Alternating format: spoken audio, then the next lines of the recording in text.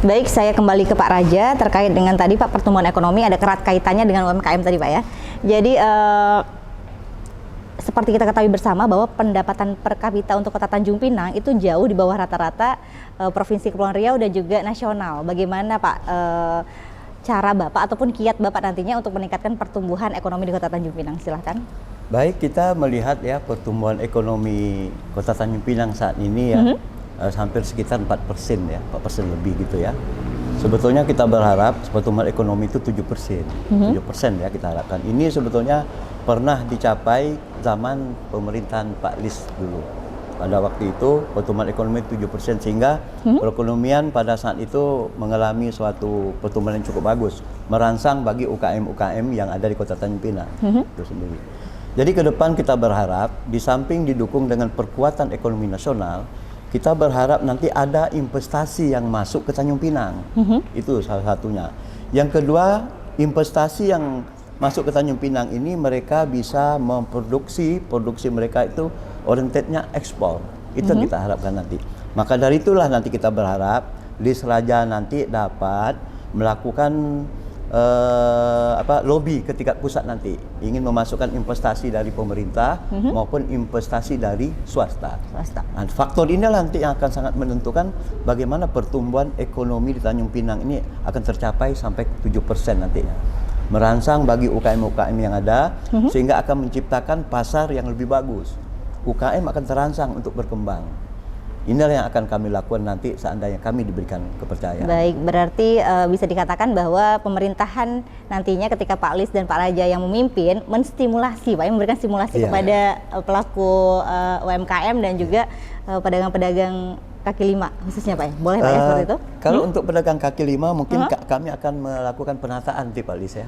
Kita melakukan penataan, memberikan kesempatan mereka berusaha nanti, apalagi di kawasan-kawasan tepi laut nanti kita akan jadikan pusat perekonomian baru itu di sana. Baik, tambahan Pak Lis? Ya jadi gini, sekarang ini kan kita bicara sektor ekonomi, sektor UMKM. Pertama satu, UMKM yang ada di Kota Tanjung Pinang ini orientednya harus nilai profit oriented yang bisa kita bawa keluar atau jual keluar di luar Tanjung Pinang. Maka produknya yang harus kita pilih adalah produk-produk khusus, ya khusus maupun ya sederhana khusus tapi memiliki kualitas dan potensi yang berbeda dari daerah. Contohnya tadi saya bilang sambal. Dulu kita sudah pernah mengembangkan songkok di Tanjung Pinang. Ini salah satu contoh. Betul. Juga kita makan, kalau bicara kulinernya lakse, yang mungkin kita bisa bikin lakse frozen. Atau mungkin kita bilang mungkin produk-produk misal contoh ya. Salah satu contoh misalnya jilbab yang kita kembangkan. Itu kan bisa kita kembangkan, jangankan pasarnya adalah jangankan di pasar di wilayah Provinsi Kepulauan Riau saja, pasar di luar Kepri pun mungkin itu berbeda. Salah satu contoh ya kan kita punya orang bilang punya selendang khas, tudung mantu itu. Nah, tudung mantu itu kan orang bilang bisa kita kembangkan meskipun harganya cukup eksklusif, tetapi kan kita bisa pasarnya pasar kelas eksklusif. Nah, produk itu kan tentu kalau produk UMKM itu ada yang pasar menengah ke bawah dan pasar menengah ke atas. Nah, semuanya itu dilakukan. Kalau kita bicara soal UMKM, kalau kita bicara soal kepentingan daerah, maka yang harus dilakukan ada sebuah rangsangan. Kenapa orang mau datang ke Tanjung Pinang? Ibarat kalau dalam bahasanya adalah purpose of visitnya itu apa? Betul. Niat tujuan orang datang ke Tanjung Pinang mau ngapain? Nah, niat orang Tanjung Pinang itu datang berkunjung, ke Tanjung Pinang ini wisata keluarga enak sekali.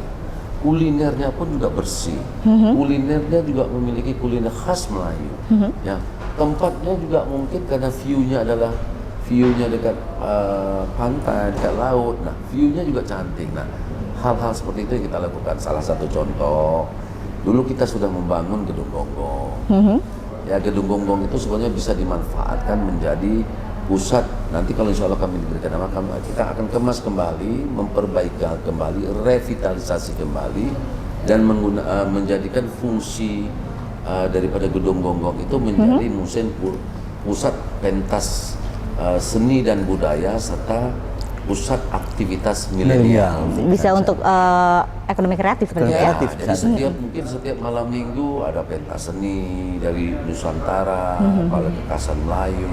Terus juga kita akan kerjasama dengan pihak-pihak, ya orang bilang PHRI, hotel, bagaimana orang datang itu mungkin nanti misalnya contoh di orang datang harga tiketnya mungkin ya masukkan orang bilang entah 10.000, 20.000 untuk mereka melihat di pentas seninya, atau mereka memanfaatkan mungkin nanti kita kembangkan kembali salah satu contoh misalnya tren potensi laut kita yang mungkin ke Kampung Bugis, ke Penyengat dan sebagainya dengan memiliki ciri khas yang berbeda, ciri khas kemelayuan juga ada. Baik. Yang berikutnya juga lagi dulu kan kita sudah membuat yang namanya Pantar Pelangi Kampung Bugis. Artinya adalah daerah Kampung Bugis saat itu kita akan jadikan kampung wisata, ya.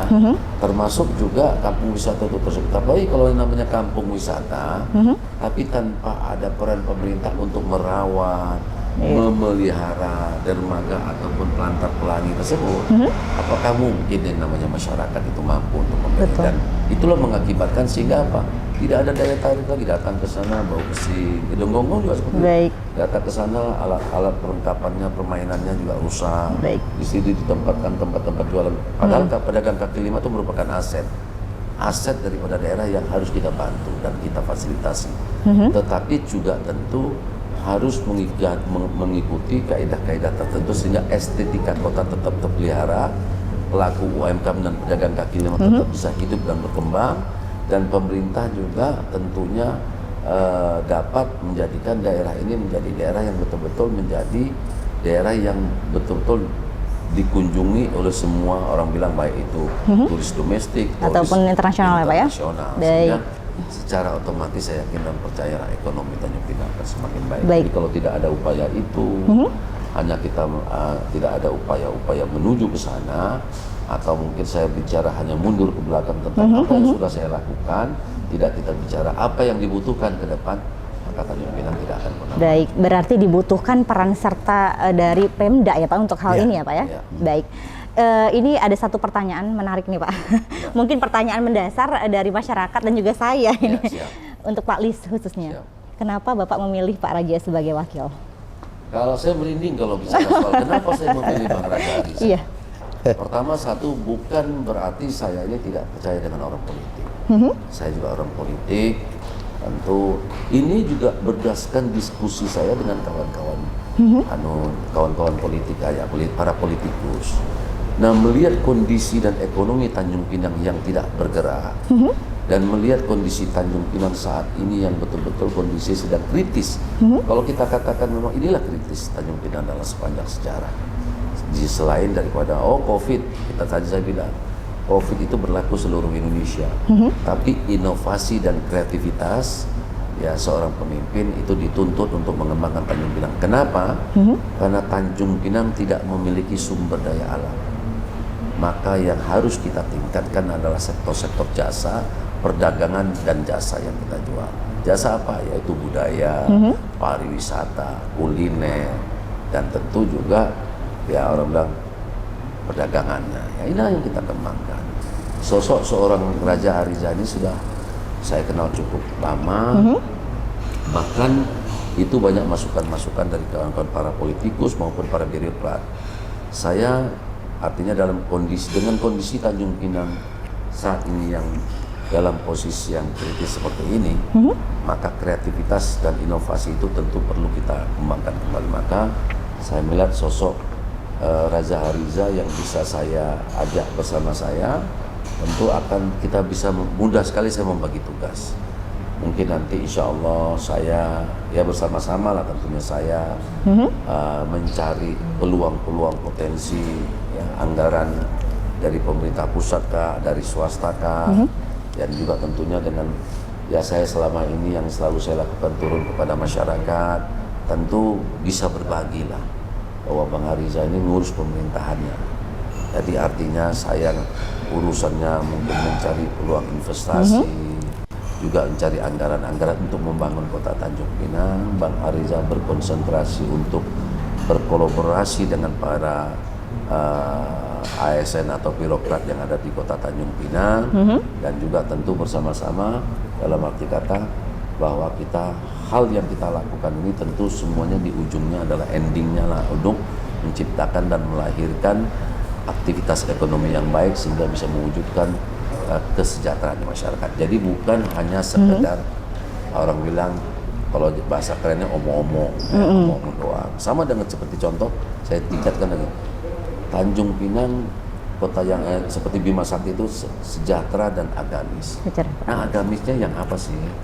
Bukan agamis itu hanya sekedar seolah-olah kita kumpul terus kita beribadah itu sekedar agamis, tidak. Tetapi harus mampu melahirkan generasi muda yang ke depan, tentu menjadi generasi muda yang akhlakul karimah, ditambah dengan generasi muda yang islami. Makanya di dalam sistem pendidikan insya Allah kami akan memuatkan unsur pendidikan agama akan kita tambah ke dalam pelajaran ekstrakurikuler, sehingga betul-betul kita dari SD, salah satu contoh kita akan kembalikan lagi, misalnya contoh nih agamis, bahwa anak masuk SD harus punya sertifikat Iqra dari SD, nanti SD selama 6 tahun. Kalau kita dididik maka insya Allah selama 6 tahun dia bersekolah di SD, saya yakin dan percaya dia bisa khatam 4-5 kali. Khatamnya pertama dia membaca Quran dengan benar aja dulu. Khatam kedua dia benarkan pembacaan tajwidnya yang benar. Khatam ketiga mungkin dia bisa dengan tafsirnya dan tilawahnya dia sudah mengerti. Sehingga apa? Sehingga yang terjadi begitu dia ke SMP maka kita sudah bisa menciptakan sekolah umum, tapi pendidikan itu menjadi bukan hanya sekedar pendidikan gratis dan berkualitas. Sehingga dia masuk SMP, kita bisa menciptakan qori dan qoriah dari sekolah-sekolah umum. Masuk SMA, insya Allah kita sudah mendapatkan generasi yang lebih agamis dan tentu berakhlakul karimah. Baik, luar biasa sekali. Berarti ini sosok Pak Raja Ariza ini. Bang Ariza ini yang tadi saya katakan, beliau ini adalah berdoklaturen dan beliau orangnya adalah seorang pekerja dan orang bilang tegak lurus saja. Artinya dan beliau juga punya komunikasi yang baik dengan para ASN, baik itu di tingkat provinsi, baik itu di tingkat kabupaten. Pengalaman beliau pernah menjadi PJ wali kota, beliau pernah menjadi sekda ya Bang ya? Iya. PJ sekda. Beliau sudah pernah berulang kali di dinas maupun di kepala badan yang ada di wilayah Bintan, Kepri. Ya. Baik. Berarti dianggap Pak Lis, Pak Raja ini berarti ya sosok yang cocok mendampingi Pak Lis. Bukan mendampingi. Beliau bisa menutupi kekurangan saya dan saya bisa juga menutupi kekurangan beliau. Orang saling berkolaborasi. Orang bilang saya kan tidak sempurna. Ya, beliau juga tidak menjadi seorang yang sempurna. Saling melengkapi ya Pak ya? Kami saling melengkapi satu sama lain. Jadi orang bilang kalau bicara soal cinta, ya cintanya dari mulai pandangan mata sampai ke hati. Aduh, masuk ke dalam ya Pak ya? Jadi kalau saya gambarkan sebetulnya saya begitu juga dengan Pak Lis. Kenapa saya tertarik dengan tawaran Pak Lis? Pertama, Pak Lis ini pekerja keras. Kedua, dia ahli lobi. Dia orang politik. Jadi kami ini berdua ini mesin ganda. Yang satu mesin birokrasi, yang satu mesin ahli politik, mesin lobby. Apalagi kami ini sekarang ini didukung oleh partai koalisi besar dan partai pemerintah. 9 partai ya Pak ya? Iya, 9 partai. Salah ya, 9 Tapi partai pemerintah sudah menjanjikan. Kami partai pemerintah akan menggelontorkan anggaran cukup besar untuk koalisi kerja nantinya di Kota Tanjung Pinang. Karena inilah saya kenapa mau tawaran Pak Lis mendampingi beliau. Kami berdua ini harus bekerja keras untuk menggait investasi dari luar supaya bisa masuk ke Tanjung Pinang dan pertumbuhan ekonomi Tanjung Pinang menjadi sampai ke 7%. Baik. Bapak, boleh sedikit Bapak. Kalau bicara soal pengalaman mungkin saya sudah sedikit banyak adalah pengalaman. Saya pernah menjadi ketua DPRD, saya pernah menjadi wakil ketua DPRD provinsi, saya pernah menjadi wali kota provinsi di DPRD 4 periode. Saya juga pernah menjadi wali kota. Itu saja saya rasakan dengan melihat kondisi Tanjung Pinang saat ini. Saya tidak akan mampu bisa membangun Tanjung Pinang dengan tangan saya sendiri. Maka saya butuh pendamping yang betul-betul memahami daripada pemerintahan sehingga percepatan di dalam memperbaiki sektor ekonomi dan pengentasan kemiskinan di Tanjung Pinang ini insya Allah akan cepat kami lakukan. Baik, ini sebenarnya banyak ya Pak ya kita mau membahas terkait visi misi dan apa yang akan dilakukan oleh Lis Raja ke depan.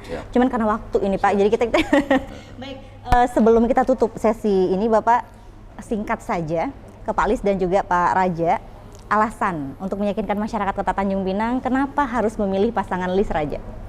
Pertama satu adalah insya Allah kami akan melakukan sesuatu di Tanjung Pinang ini sebuah dengan kejujuran. Dengan sesuatu yang kita lakukan dengan kejujuran, insya Allah akan kita dapatkan hasil yang baik. Dan niat yang baik saja tidak cukup kalau tidak jujur. Maka saya sebutkan dalam sebuah pantun, ya kan?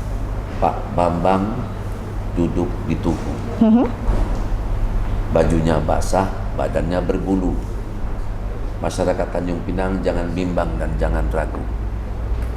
Insya Allah Lis Raja akan menciptakan Tanjung Pinang yang maju. Luar biasa, singkat, padat, jelas. Baik, Pak Raja silakan. Kenapa harus memilih pasangan Lis dan Raja? Lis dan Raja ini duit maut, duit maut antara politisi dan birokrasi. Penyanyi dangdut ya. Ya, ini kayak penyanyi dangdut. Ya, Elvis Sukaesih. Ya. Jadi kami ini nanti harus bekerja keras.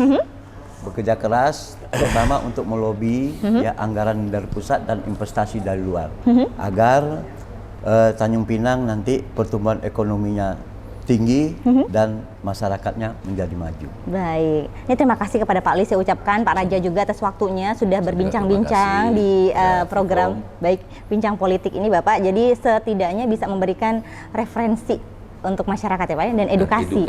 Betul. Baik. Baik pemirsa Vkom Channel. Semoga dengan perbincangan kita malam hari ini dapat memberikan edukasi dan juga referensi kepada masyarakat Kota Tanjung Pinang untuk menentukan pilihannya pada tanggal 27 November 2024 mendatang. Tentukan dan gunakan hak pilih Anda karena satu suara Anda sangat berpengaruh untuk memajukan daerah khususnya Kota Tanjung Pinang. Amin. Saya Lovita Putri beserta kru yang bertugas mengucapkan terima kasih, selamat malam dan sampai jumpa.